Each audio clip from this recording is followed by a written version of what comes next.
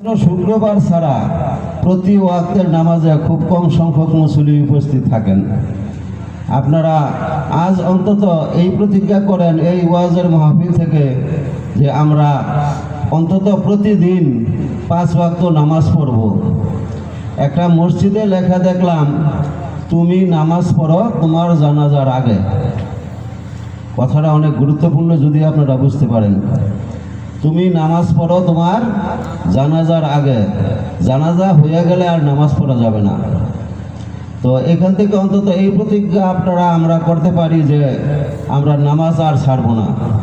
আর আজকে সর্বশেষ বক্তা যে ওয়াজ করলেন, আমি ওনার বক্তব্যে যা বুঝলাম তার অর্থ হলো মুসলমান হয়ে কবরে যাওয়ার জন্যে তাগিদ দেওয়া হলো, ইমান আমল নিয়ে কবরে যাওয়ার জন্য তাগিদ দেওয়া হলো।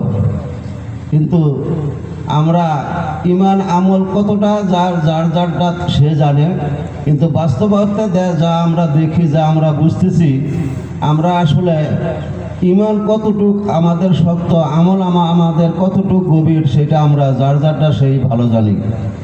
সমাজের মধ্যে এত সুদ ঘুষ চলছে যে প্রত্যেকটা মানুষ সুদের সাথে জড়ায় গেছে। এখানেও যদি হাত তুলতে বলি যে কয়জন আছেন সুদের সাথে জড়িত না, খুব কম সংখ্যক হাতই উঠবে। যদি আমরা সুদ খাই বা সুদ দিই, তবে আমাদের আমল তো কোনো কিছু কাজে লাগবে না। সুদের শাস্তি কি আমরা তো সবাই জানি। আর হুজুররা তো গদ বান্দা ওয়াজ করেন, আমাদের মুসল্লিদের সালাম দেওয়াও হয় না, সালামের জবাবও হয় না। আসসালামু আলাইকুম, ওয়ালাইকুম সালাম, এরকম না।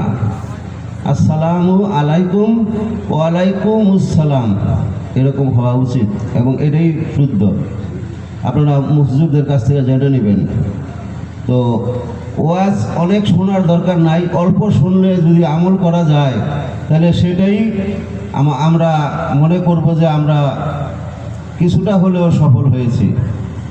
আপনারা রাত জেগে আজকে ওয়াজ শুনলেন, জানি না কতজন ফজরের নামাজ পড়বেন। দয়া করে যদি অন্তত আজকের দিনটা, আজকে ফজর ওয়াক্তটাও পড়েন, তবু আমরা ওয়াজ আয়োজন কমিটি মনে করব যে আমরা কিছুটা হলেও সফল হয়েছি। ওয়াজ শুনে গেলাম, ইচ্ছা মতো ঘুমাইলাম, সকালে উঠে আর নামাজ পড়লাম না। এরকম একটা কথা আছে, কেমনে তুমি নামাজ কইরা কাজা, এমনও তো হইতে, কেমনে ঘুমাও তুমি নামাজ কইরা কাজা, এমনও তো হইতে পারে জুহুরে তোমার জানাজা। কোন আশায় আমরা আছি, কতদিন বাঁচবো? 100 বছর? 100 বছর পরেও তো মরতে হবে। এবং মনে রাখবেন, প্রথম প্রশ্নই হবে নামাজের। নামাজ পড়েন, সুদ মুক্ত থাকেন, আল্লাহ তাআলার বরকত হবে।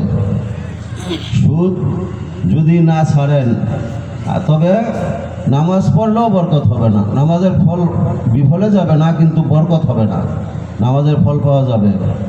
যাই হোক, আপনাদের সবাইকে ওয়াজ আয়োজন কমিটির পক্ষ থেকে, মসজিদ কমিটির পক্ষ থেকে উদাত্ত আহ্বান জানাচ্ছি, আপনারা এই ওয়াজের মাধ্যমে ওয়াজ শুনিয়া এতটুকু অন্তত অর্জন করেন, আপনারা নামাজটা ধরেন। প্রথম থেকেই 5 ওয়াক্ত পড়তে হবে এরকম আমি বলি না। আস্তে আস্তে যার যখন যতটুকু সময় হয়, 2 ওয়াক্ত, 5 ওয়াক্ত, 3 ওয়াক্ত, আস্তে আস্তে নামাজের দিকে নামাজমুখী হন। নামাজ ছাড়বেন না, নামাজমুখী হন, নামাজ আদায় করেন, মসজিদমুখী হন, তবেই আমাদের ওয়াজ, আমাদের এই আয়োজন সফল হবে। পরিশেষে আমি আমাদের মসজিদ কমিটির পক্ষ থেকে আপনাদের সবাইকে ধন্যবাদ জানাচ্ছি উপস্থিত থাকার জন্যে, আর আগামীতে উপস্থিত হওয়ার জন্য আহ্বান জানাচ্ছি। পরিশেষে আমাদের